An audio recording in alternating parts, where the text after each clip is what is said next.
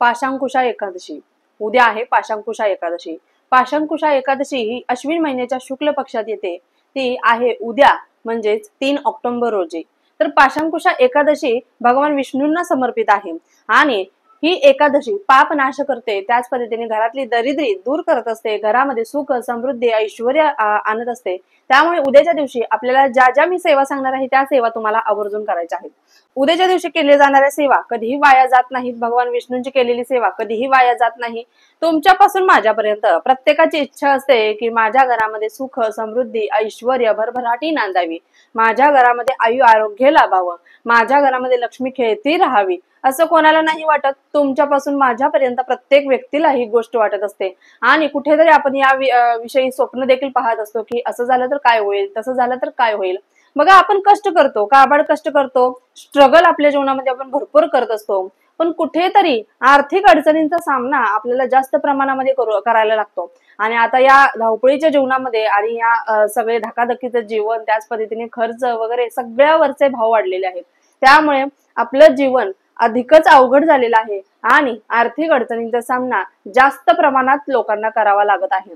बघा, आपण आपल्या जीवनामध्ये काबाड कष्ट करतो, पण त्या कष्टाला कुठेतरी नशिबाची साथ लावावी असं प्रत्येक व्यक्तीला वाटत असतं। नाहीतर फक्त मरायचं, काबाड कष्ट करायचे, पण त्या कष्टाला कुठेच आपल्या कष्टाला चीज मिळत नाही, कुठेच चांगला भाव मिळत नाही, कुठेच आपल्याला त्या कष्टाची किंमत राहत नाही। असं व्हायला नको।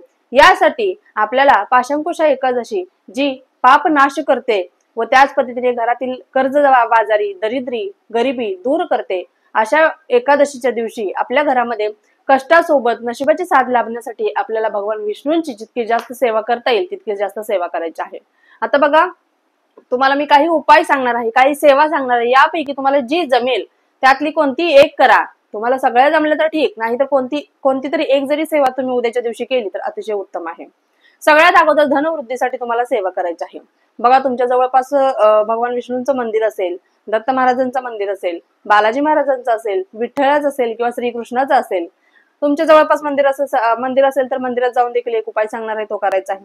नसेल तर तुमच्या घरामध्ये स्वामी महाराजांचा फोटो आहे, मूर्ती आहे, दत्त महाराजांचा फोटो मूर्ती आहे किंवा भगवान विष्णूंचा फोटो आहे घरामध्ये, जरी ही सेवा केली तरी देखील चालणार आहे। सगळ्यात पहिला उपाय आहे धनवृद्धीसाठी। धनवृद्धीसाठी तुम्हाला काय करायचं आहे? बघा, उद्याच्या दिवशी तुम्हाला खिरीचा नैवेद्य भगवान विष्णूंना दाखवायचा आहे। खिरीचा नैवेद्य, खीर अत्यंत प्रिय आहे त्यांना आणि खिरीचा नैवेद्य दाखवायचा। त्याच पद्धतीने तुम्हाला पांढरी मिठाई, पांढऱ्या मिठाईचा कोणताही एक नैवेद्य दाखवायचा आहे। पांढऱ्या मिठाईचा बघा, आता पांढरी मिठाई तुम्ही बेकरीमधून देखील आणू शकता किंवा तुमच्या घरामध्ये जी उपलब्ध असेल ती देखील दाखवू शकता, किंवा खीर तुम्ही तांदळाची करा, शेवयाची करा, तुमच्या इच्छेने तुम्ही कोणतीही खीर करू शकता। त्यामध्ये तुळशीपत्र टाकायला अजिबात विसरायचं नाही, कारण तुळशीपत्र भगवान विष्णूंना अतिशय प्रिय आहे, हे तुम्हाला देखील माहित आहे। त्यामुळे तुम्हाला तुळशीपत्र टाकायला अजिबात विसरायचं नाही। असं केल्यामुळे आपल्या घरातील जी काही गरिबी दरिद्री आहे ते आपल्या दूर होण्यास मदत होत असते। त्याच पद्धतीने दुसरा उपाय म्हणजे बघा, मंदिरामध्ये, आपल्या जवळपासच्या मंदिरामध्ये जायचं आहे। मग भगवान विष्णूंचा असो, श्रीकृष्णाचा असो, विठ्ठलाचा असो, तिथे जायचं आहे। तुम्हाला जाताना तुम्हाला एक नारळ घेऊन जायचं आहे।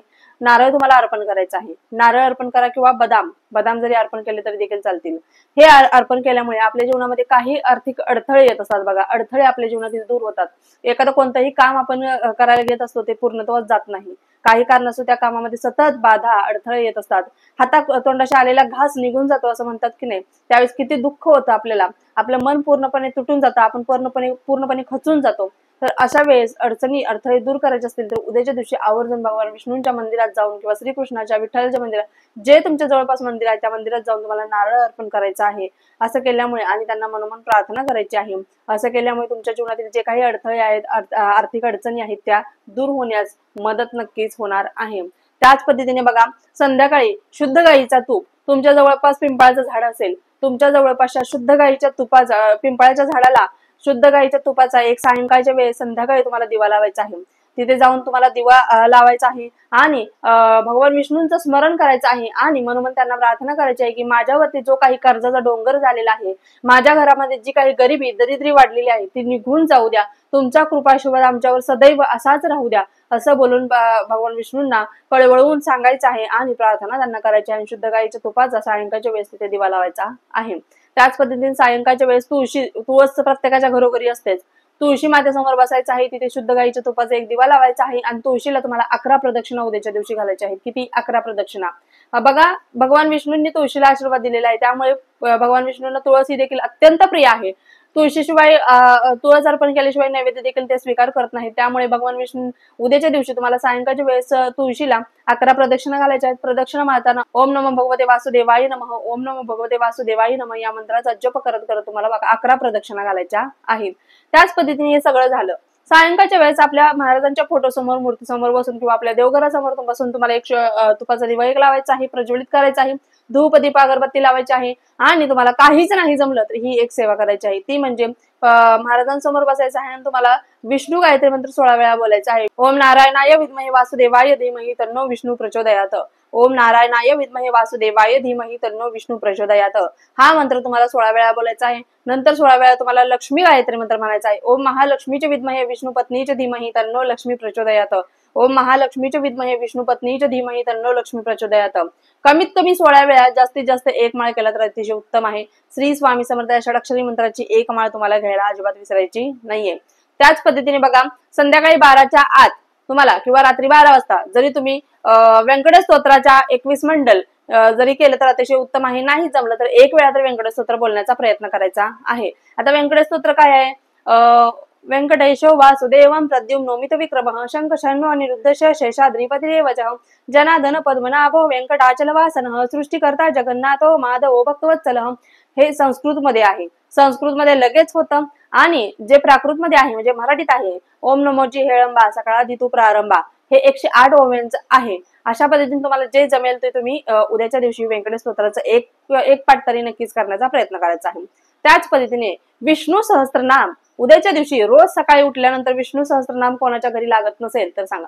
ज्यांच्या घरी विष्णू सहस्त्रनाम लागतं त्यांच्या घरी भगवान विष्णूंचा सतत वास असतो, भगवान विष्णूंचा वरदहस्त त्यांच्यावरती असतो आणि जिथे भगवान विष्णूंचा वास असतो तिथून माता लक्ष्मी कधीच हलत नाही. त्यामुळे माता लक्ष्मीची फक्त कष्ट करता तुम्ही फक्त भगवान विष्णूंचे, फक्त माता लक्ष्मीची सेवा करता भगवान विष्णूंना कधीच मान देत नाही तर माता लक्ष्मी चुकूनही तुम्ही कितीही सेवा करा तिथे माता लक्ष्मी थांबणार नाही. पण जिथे भगवान विष्णूंची सेवा केली जाते तिथे माता लक्ष्मी आपोआप ठेचली जाते, कारण माता लक्ष्मीला फक्त भगवान विष्णूंची सेवा अतिशय प्रिय आहे. त्यामुळे तुम्ही उद्याच्या दिवशी विष्णू सहस्त्रनामाचा एक पाठ तरी करायला अजिबात विसरायचं नाहीये. विष्णू सहस्त्रनामाचा एक पाठ केल्यामुळे आपल्याला भगवान विष्णूंचा आशीर्वाद लाभत असतो. त्यामुळे घरातील दुःख, दरिद्री, आर्थिक अडचणी, कर्जबाजारीपणा या सगळ्यातून ऋणमुक्त व्हायचं असेल तुम्हाला तर उद्याच्या दिवशी पाशांकुशा एकादशी दिवशी, ज्या दिवशी पाप नाश होते, आपल्या हातून काहीतरी वाईट कर्म घडलं असेल, कर्माचा फेरा कोणाला चुकत नाही, पण जर तुम्हाला वाईट कर्मातून या तुमच्या वाईट जे तुमचे कर्म आहे, बघा आपल्याला कर्म फेडल्याशिवाय मरण देखील नाहीये.